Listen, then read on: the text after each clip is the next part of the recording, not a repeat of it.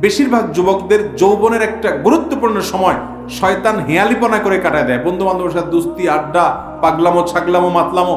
দেখবেন তরুণদের মধ্যে সৃষ্টিশীল কাজ করা তরুণের সংখ্যা কম। আলহামদুলিল্লাহ, মাহফিলের সুবাদে দেশের বিভিন্ন জায়গায় আমি গিয়ে দেখেছি অনেক যুবক তরুণরা আছেন যে তারা নিজেরা উদ্যোগী হয়ে তারা ব্লাড ডোনেশনের বিভিন্ন উদ্যোগ নিয়েছে। এই যে শীত আসছে, শীত বস্ত্র বিতরণের উদ্যোগ নেয়, তারা ভালো কিছু কাজ করে বন্ধুরা মিলে।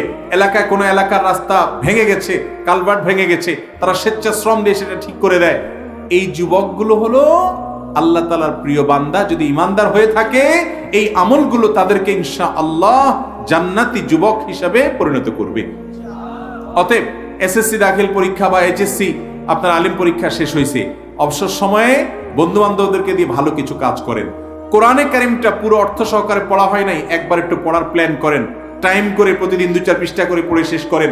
কিছু হাদিসের, নির্বাচিত হাদিসের গ্রন্থ, এগুলো পড়ার চেষ্টা করেন। ওলামাদের মজলিসে যান, দিন সম্পর্কে জানার চেষ্টা করেন। বাবা মাকে সময় দিতে পারেন নাই পরীক্ষার সময়, বিভিন্ন সময়, এই সময় একটু মায়ের কাজ করে দেন, বাবার কাজ করে দেন, পাশে দাঁড়ান।